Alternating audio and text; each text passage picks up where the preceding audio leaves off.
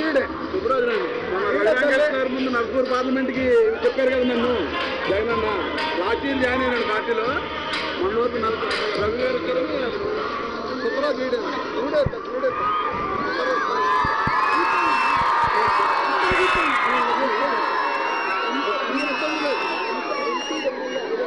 కూర్చున్నారు కదా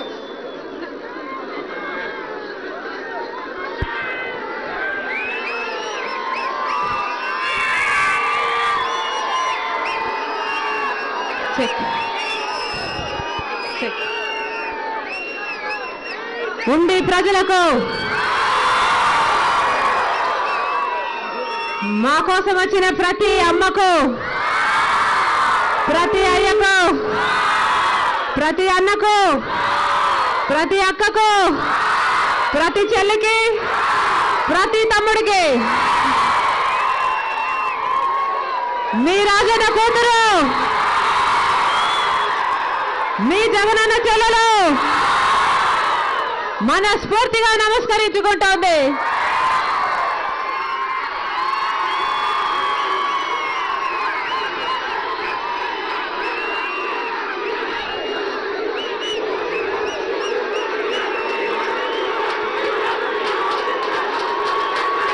రాజశేఖర్ రెడ్డి గారు ముఖ్యమంత్రిగా 5 సంవత్సరాలు ఉన్నారు. ఆ 5 ఏళ్లలో ముఖ్యమంత్రి అంటే ఇలా ఉండాలి, ముఖ్యమంత్రి అంటే తన ప్రజల గురించి ఇలా ఆలోచన చేయాలి, ముఖ్యమంత్రి అంటే తన ప్రజలను ఇలా ప్రేమించాలి, ముఖ్యమంత్రి అంటే ఇలాంటి పథకాలను రూపొందించాలి, వాటిని ఇలా అమలు చేసి చూపాలి అని ఒక ఆదర్శంగా నిలిచాడు రాజశేఖర్ రెడ్డి గారు.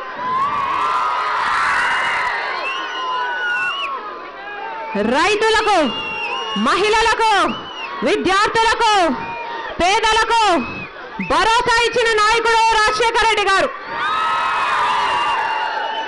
5 సంవత్సరాలు ముఖ్యమంత్రిగా ఉంటే అన్న మీరు కింద కూర్చోలేరా?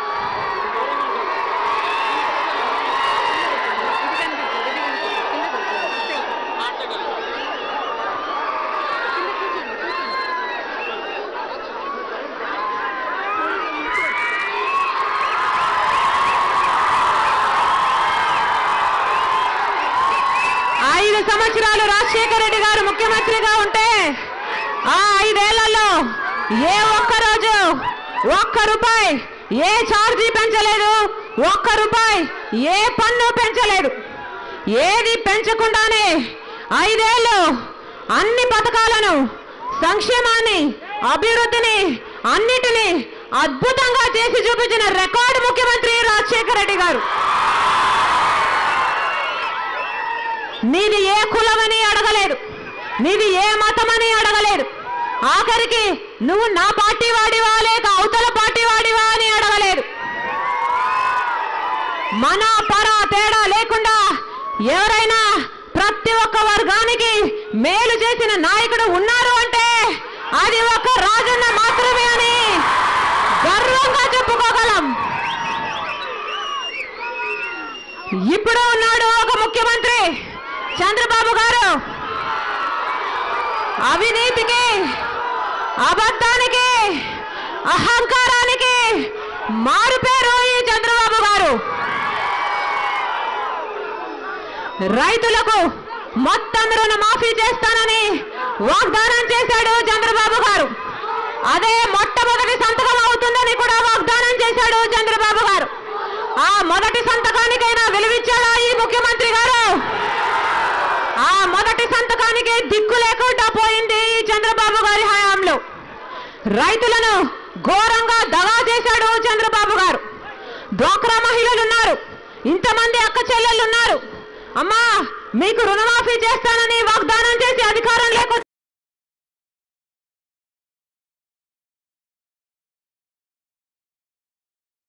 ఒక్క మహిళైనా చెయ్యెత్తి నాకు జరిగింది అని చెప్పగలరా? ఒక్క రూపాయి రుణమాఫీ చేయలేడు. మీకు రుణమాఫీ చేయకపోతే మీకు ఆ రుణం మీద వడ్డీ పడుతుంది కదా, వడ్డీ పడుతుంది కదా. ఇప్పుడు ఈయన పసుపు కుంకుమ అంటూ మీకు భిక్షం ఇచ్చినట్టు పల్లి బఠానీలాగా ఇస్తున్నాడే, అది కనీసం ఆ వడ్డీకైనా సరిపోతుందా? వడ్డీకైనా సరిపోతుందా అక్క? లేదు. ఎంగిలి చెయ్యి విదిలిస్తున్నాడు చంద్రబాబు గారు. మోసపోకండి.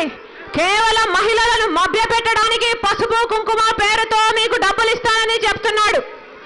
మహిళలను ఘోరంగా వంచాడు చంద్రబాబు గారు.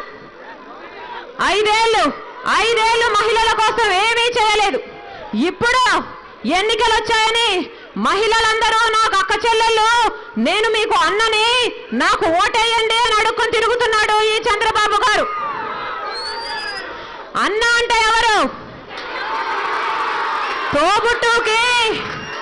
తోబుట్టుకి తోడుగా ఉండేవాడే అన్న. అక్క చెల్లెలకి కష్టకాలంలో తోడుగా ఉండేవాడే అన్న. ఇచ్చిన మాట, అక్క చెల్లెలకు ఇచ్చిన మాట తప్పని వాడే అన్న.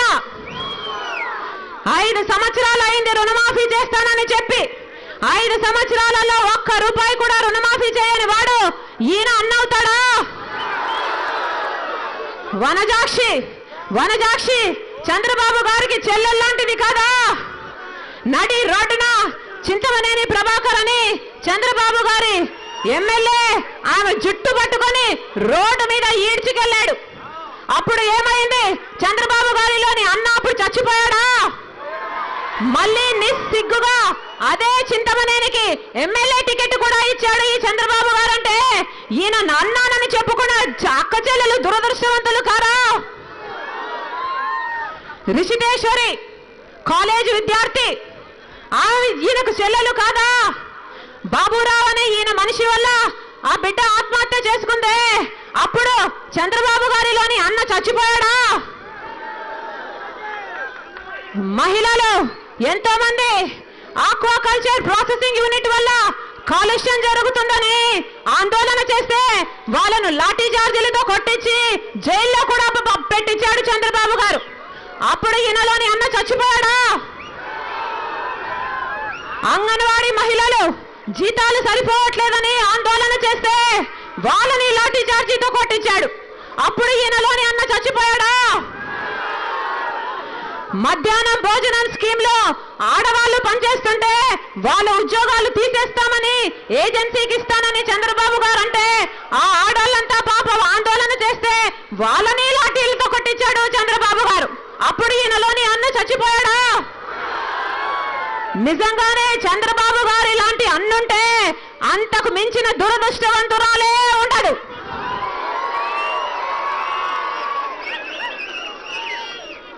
విద్యార్థులకు కేజీ నుంచి పీజీ వరకు ఉచిత విద్య అన్నాడు. పూర్తి ఫీజు రీయింబర్స్మెంట్ చేస్తున్నాడా?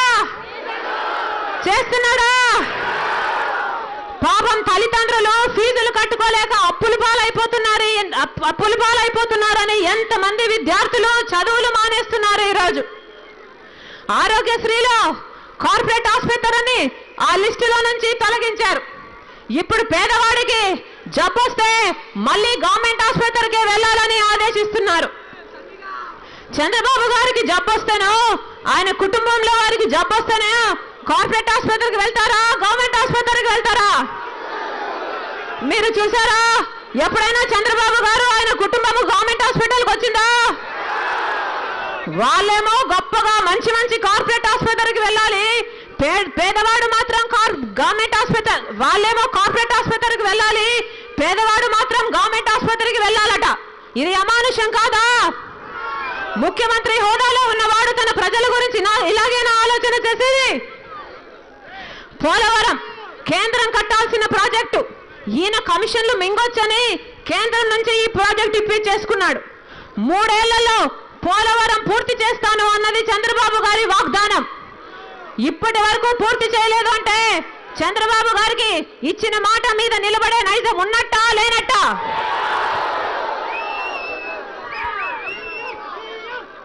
అమరావతి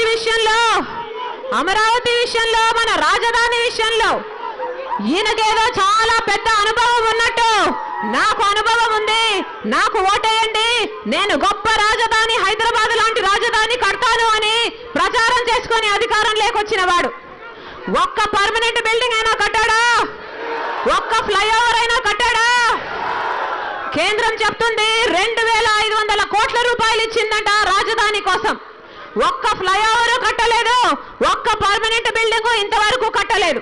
ఏమైనట్టు ఆ డబ్బంతా? అమ్మకు అన్నం పెట్టాడు గాని పిన్నమ్మకు బంగారు గాజులు చేయిస్తానన్నాడట ఒకడు.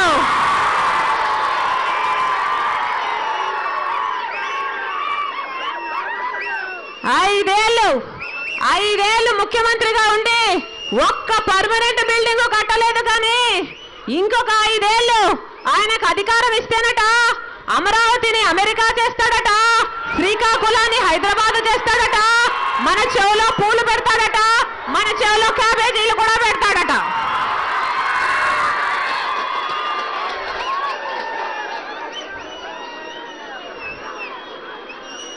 బాబు వస్తే జాబ్ వస్తుందన్నారు. వచ్చిందా అన్నా? మీ కొడుకు వచ్చిందా? అమ్మా మీ కొడుకు వచ్చిందా? తమ్ముడు నీకు ఉద్యోగం వచ్చిందా? ఎవరికి వచ్చింది? బాబు వస్తే జాబ్ వస్తుందన్నారు కదా, ఎవరికి వచ్చింది? చంద్రబాబు గారి కొడుకు లోకేష్ కు మాత్రమే వచ్చింది. ఈ పప్పు లోకేష్ గారికి కనీసం జయంతికి వర్ధంతికి కూడా తేడా తెలియదు. ఆలు కూడా రావు కానీ అగ్రతాంబూలం మాత్రం నాకే అన్నాడు ఒకడు. ఈ పప్పు గారు కనీసం ఒక్క ఎన్నిక కూడా గెలవలేదు. ఒక్క ఎన్నిక కూడా గెలవలేదు. 1 కాదు 2 కాదు ఏకంగా 3 శాఖలకు మంత్రిని చేసి మన నెత్తిన కూర్చోబెట్టాడు చంద్రబాబు గారు. ఒక్క ఎన్నిక కూడా గెలవలేదు. ఏ అర్హత ఉందని, ఏ అనుభవం ఉందని ఏకంగా 3 శాఖలకు మంత్రిని చేశాడు చంద్రబాబు గారు. ఇది పుత్రవాత్సల్యం కాదా? చంద్రబాబు గారి కొడుకేమో 3 ఉద్యోగాలట, మామూలు ప్రజలకేమో ఉద్యోగాలు లేవు, ఉద్యోగ నోటిఫికేషన్లు లేవు. ప్రత్యేక హోదా మనకెంత ముఖ్యం, మన పిల్లలకు, మన పిల్లల భవిష్యత్తుకు ఎంత ముఖ్యం. ప్రత్యేక హోదా ఆంధ్ర రాష్ట్రానికి ఊపిరి లాంటిది. అలాంటిది బీజేపీ పార్టీ మనకు అన్యాయం చేస్తుంటే, మనకు ద్రోహం చేస్తుంటే చంద్రబాబు గారు 4 ఏళ్లు బీజేపీతో కలిసి సంసారం చేశాడు. బీజేపీ పార్టీ మనకింత ద్రోహం చేసే ధైర్యం చేసింది అంటే దానికి కారణం చంద్రబాబు గారు. బీజేపీ పార్టీ చంద్రబాబు కలిసి ప్రత్యేక హోదాను తాకట్టు పెట్టేశారు. చంద్రబాబు గారు దమ్ముంటే నిజం చెప్పాలి. జగన్మోహన్ రెడ్డి గారు ప్రత్యేక హోదా కోసం ఎన్నో పోరాటాలు చేశాడు. ఢిల్లీలో ధర్నాలు చేశాడు. మన రాష్ట్రంలో రోజుల తరబడి నిరాహార దీక్షలు చేశాడు. బంధులు రాస్తారోకోలు చేశాడు. జిల్లాకు వెళ్లి యూత్తో యూబేరీ పెట్టించాడు. ఆఖరికి వైఎస్ఆర్ కాంగ్రెస్ పార్టీకి చెందిన అంతమంది ఎంపీలు బీజేపీ పార్టీకి వ్యతిరేకంగా అవిశ్వాస తీర్మానం పెట్టారు. ఆ తర్వాత అంతమంది నిరసనగా రాజీనామాలు కూడా చేశారు. దమ్ముంటే చంద్రబాబు గారు నిజం చెప్పాలి. చంద్రబాబు గారు ఈరోజు మళ్ళీ యూటర్న్ తీసుకొని హోదాయే కావాలి, ప్యాకేజీ వద్దు అంటున్నాడు అంటే దానికి కారణం జగన్మోహన్ రెడ్డి గారు కదా. కానీ చంద్రబాబు గారికి నిజం చెప్పే దమ్ము లేదు. నాన్న చెప్పేవాడు చంద్రబాబు గారి నెత్తి మీద ఒక శాపం ఉందట. చంద్రబాబు గారి నెత్తి మీద ఒక శాపం ఉందట. ఏ రోజైతే చంద్రబాబు గారు ఒక్క నిజం చెప్తారో, ఏ రోజైతే చంద్రబాబు గారు ఒక్క నిజం చెప్తారో ఆ రోజు చంద్రబాబు గారి తల 1000 ముక్కలైపోతుందట. అందుకని చంద్రబాబు గారు ఎప్పుడూ నిజాలు మాట్లాడరు. గుర్తుపెట్టుకోండి.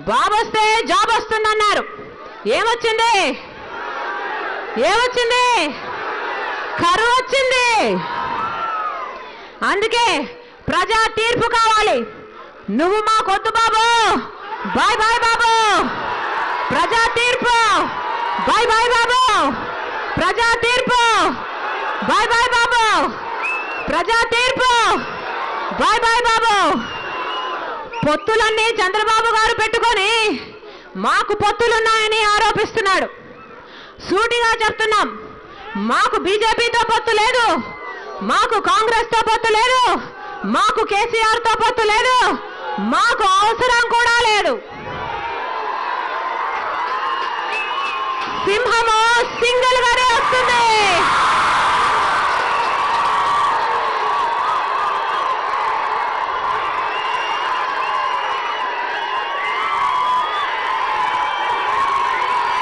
జగన్మోహన్ రెడ్డి గారు సింగిల్ గానే, వైఎస్ఆర్ కాంగ్రెస్ పార్టీ సింగిల్ గానే బంపర్ మెజారిటీతో గెలుస్తారని దేశంలోని అన్ని సర్వేలు చెప్తున్నాయి. సింహం సింగిల్ గానే వస్తుంది. నక్కలే గుంపుగా వస్తాయి.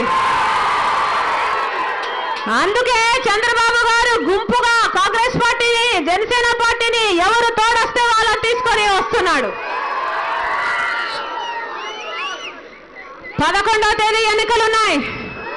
11వ తేదీ ఎన్నికలున్నాయి. ఓటు వేసే సమయంలో ఒక్కసారి రాజన్నను తలుచుకోండి.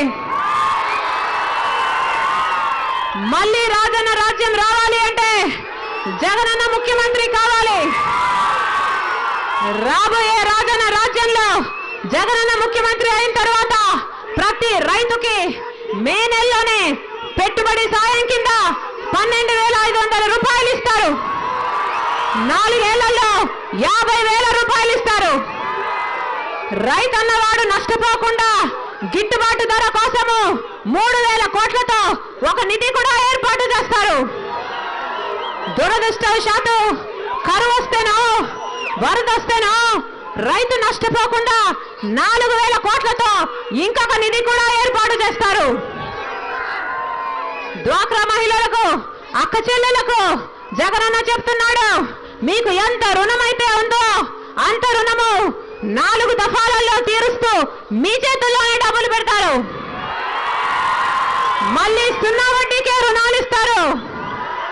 విద్యార్థులకు చెప్తున్నాం, మీరు ఏ కోర్సు చదువుకున్నా, మీరు డాక్టర్ చేస్తారా, మీరు ఇంజనీర్ చేస్తారా, మీరు ఎంబీఏ చేస్తారా, మీరు ఎంసీఏ చేస్తారా, ఏ కోర్సు అయినా సరే, ఏ కాలేజీ అయినా సరే, ఎన్ని లక్షలైనా సరే ప్రభుత్వమే ఉచితంగా చదివిస్తుంది అని భరోసా ఇస్తున్నాం. ఆరోగ్యశ్రీలో మళ్ళీ పేదవాడు కార్పొరేట్ ఆసుపత్రికి వెళ్ళేలా ఏ కార్పొరేట్ ఆసుపత్రికైనా, ఏ ఊర్లో అయినా సరే, ఎంత ఖర్చు అయినా సరే ఉచితంగానే చేపిస్తామని మాటిస్తున్నాం. తల్లులు వాళ్ళ పిల్లలను స్కూలుకి తీసుకెళ్లకుండా స్కూలుకు పంపితే చాలు, సంవత్సరానికి 15,000 రూపాయలు ఆ తల్లి చేతుల్లోనే పెడతాం. అవ్వా తాతలకు పెన్షన్ 2,000 నుంచి క్రమంగా 3,000 వరకు పెంచుకుంటూ పోతాం. వికలాంగులకు పెన్షన్ 3,000 ఇస్తాం. ఎస్సీ, ఎస్టీ, మైనారిటీ, బీసీ మహిళలకు ఆర్థిక సాయం కింద 75,000 రూపాయలు 45 ఏళ్లు నిండిన వారికి ఇస్తాం. రైతు మళ్ళీ రాజవుతాడు, పేదవాడు మళ్ళీ సుఖంగా బ్రతుకుతాడు. ప్రతి పేదవాడికి పక్క ఇల్లు వస్తుంది, రాజన్న రాజ్యం మళ్ళీ వస్తుంది. ఓటు వేసే సమయంలో ఒక్కసారి రాజన్నను తలుచుకోండి. మీ సేవ చేసుకునే అవకాశం ఆయన కొడుకు జగన్మోహన్ రెడ్డి గారికి ఇమ్మని మా ప్రార్థన. వైఎస్ఆర్ కాంగ్రెస్ పార్టీ ఎంపీ అభ్యర్థి రఘురామ్ రాజన్న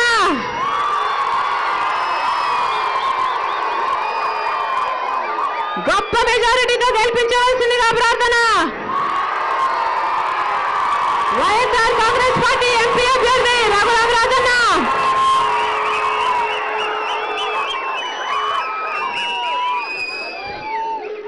వైఎస్ఆర్ కాంగ్రెస్ పార్టీ ఎమ్మెల్యే అభ్యర్థి అన్న నరసింహరాజు గారు,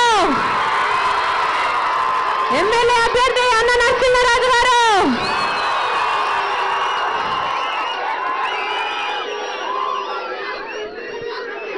ఫ్యాన్ గుర్తు మీద మీరు వేసే ప్రతి ఓటు, ఫ్యాన్ గుర్తు మీద మీరు వేసే ప్రతి ఓటు రాజన్నకు వేసినట్టు. ఫ్యాన్ గుర్తు మీద మీరు వేసే ప్రతి ఓటు రాజన్న రాజ్యానికి వేసినట్టు. గొప్ప మెజారిటీతో గెలిపించవలసిందిగా ప్రార్థన.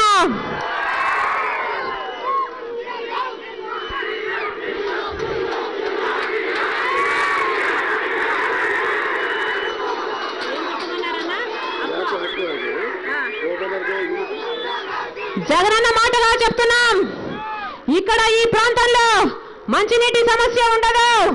రాజన్న రాజ్యంలో మంచినీటి సమస్య లేకుండా చేస్తాం. రాబోయే రాజన్న రాజ్యంలో ఆక్వా కల్చర్ కోసము మీకు ఎన్ని వసతులు కావాలంటే అన్ని వసతులు కల్పిస్తాం. కరెంటు ఛార్జీ యూనిట్కి ₹1.5 ఇస్తాం. ప్రాసెసింగ్ యూనిట్లు పెడతాం, కోల్డ్ స్టోరేజ్ యూనిట్లు పెడతాము. ప్రతి విషయంలోనూ మీకు అండగా నిలబడతాం. మీ సంతోషంలోనే జగనన్న సంతోషం ఉంది. నమ్మకం ఉంచి ఫ్యాన్ గుర్తు మీద మీ ఓటేసి జగన్మోహన్ రెడ్డి గారికి గొప్ప మెజారిటీ ఇవ్వాల్సిందిగా ప్రార్థన.